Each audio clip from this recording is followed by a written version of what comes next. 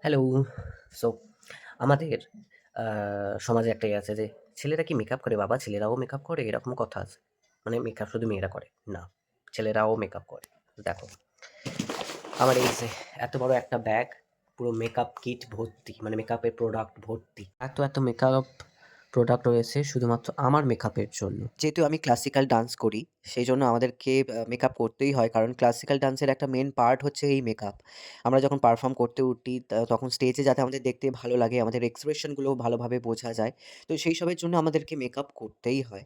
আর আমরা তো অন্যদের ভরসায় বসে থাকতে পারি না। তাই আমাদের নিজেদের মেকআপ প্রোডাক্ট নিজেদেরই কেনা থাকে এবং নিজেরাই নিজেদের মেকআপগুলো করি।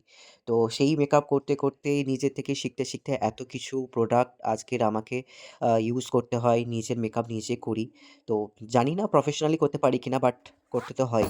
তো যাই হোক, ছেলেদের মেকআপ, মেয়েদের মেকআপ এ নিয়ে কাদের কি বক্তব্য আছে কমেন্টে করে যাও।